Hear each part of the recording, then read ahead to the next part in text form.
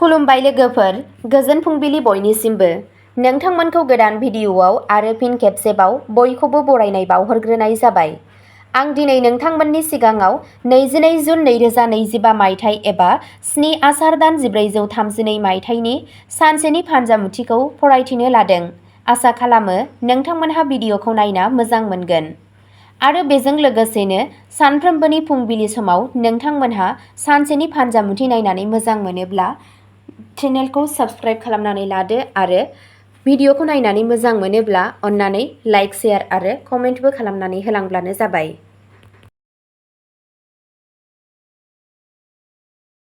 मेष राशि। हरखाब दावबायनाया मेंनो रोङै फोरमान जागोन। गावनि खरसाखौ सामलायनो नाजा आरो खालि गोनांथार बेसादफोरखौल' बाय।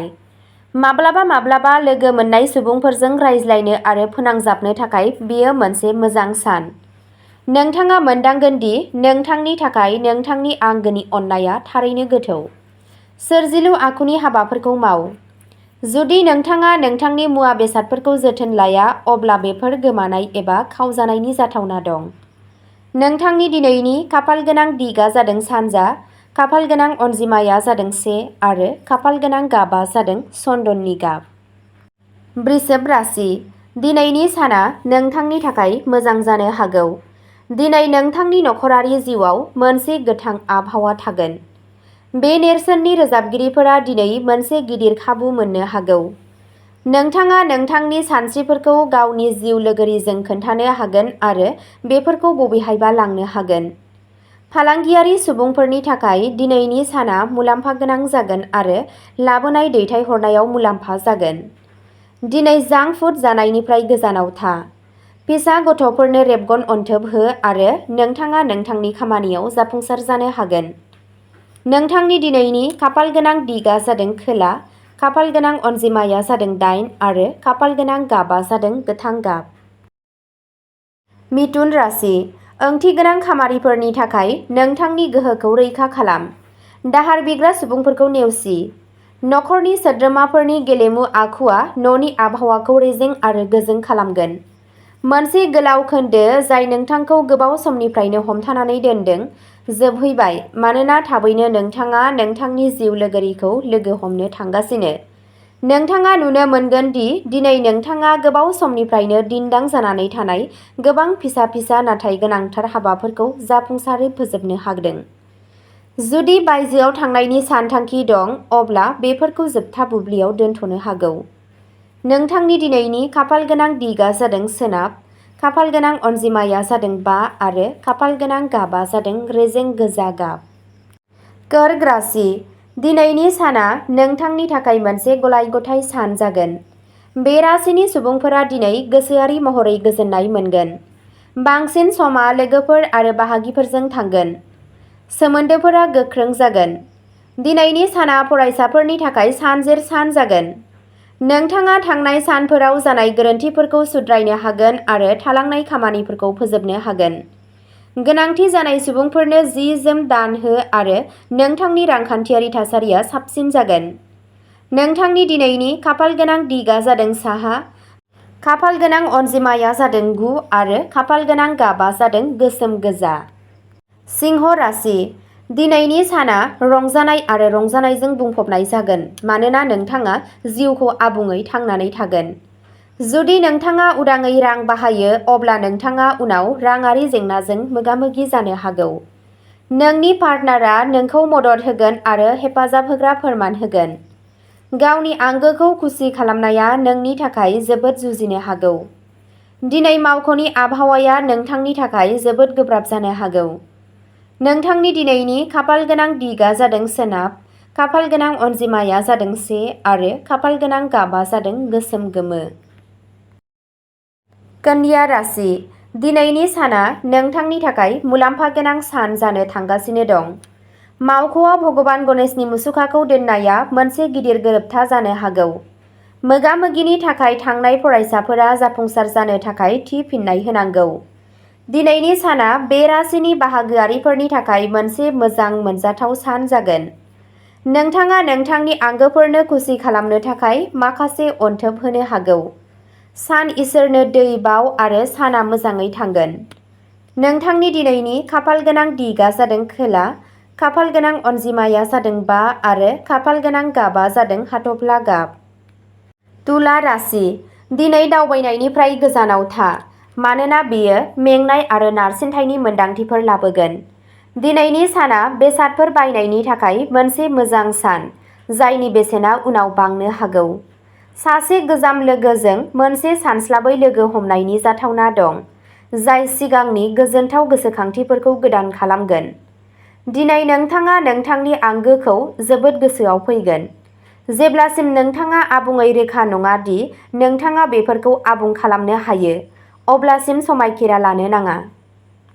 जुदि बायजोआव थांनायनि सानथांखि दं, अब्ला बेफोरो जोबथा मिनिटआव फावसायजानो हागौ।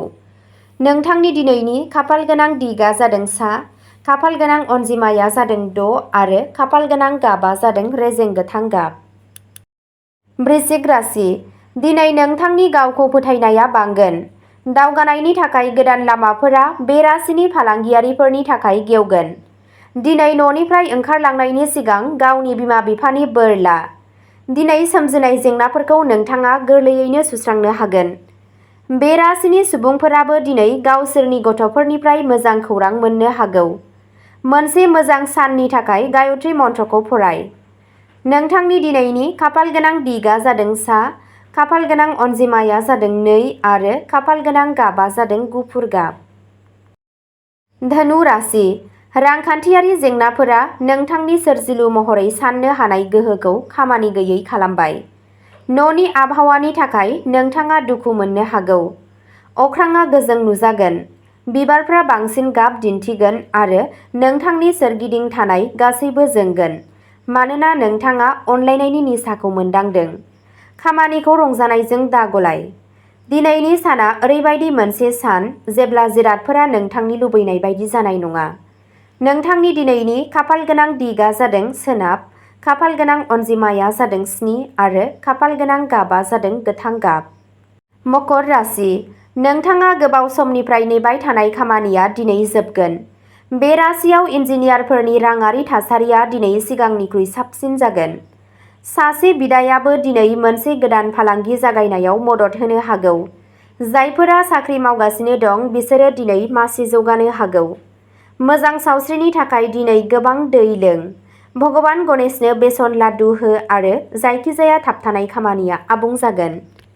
नोंथांनि दिनैनि खाफाल गोनां दिगा जादों खोला, खाफाल गोनां अनजिमाया जादों 3 आरो खाफाल गोनां गाबा जादों खमला गाब। कुम्भ राशि, बे सानाव जिरायनाया गोनांथार जागोन, मानोना बावैसो सानफोराव नोंथाङा गोबां गोसोआरि नारसिनथायजों मोगा-मोगि जानांदों।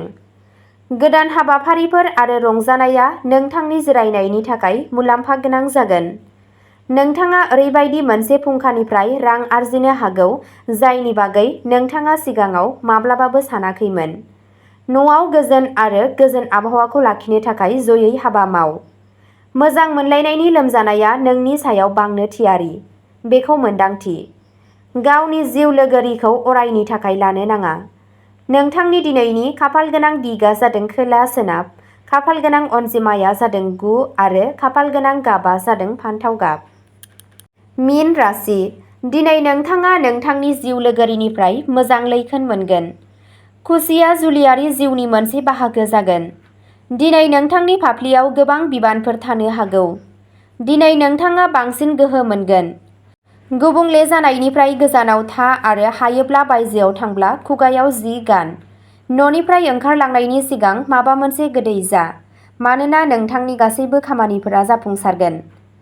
बैसोर सुबुंफोरनि सायाव नोजोर हो जाय नोंथांखौ लामायाव लांनो हागौ एबा नोंथांनि थाखाय खहा गोनां जानो हागौ। नोंथांनि दिनैनि खाफाल गोनां दिगा जादों सोनाब, खाफाल गोनां अनजिमाया जादों 3 आरो खाफाल गोनां गाबा जादों रेजें गोमो गाब। अब्ला दिनैनि भिडिअ'आ एसेनोसै। नोंथांमोनहा बेबादिनो सानफ्रोमबो फुंबिलि समाव राशि बायदियै सानफ्रोमबोनि फानजामुथिखौ मिथिनो थाखाय चेनेलखौ साबस्क्राइब खालामनानै लादो आरो भिडिअ'खौ नायनानै मोजां मोनदोंब्ला अन्नानै लाइक, शेयार आरो कमेन्टबो खालामनानै होलांब्लानो जाबाय। गोजोन्थों।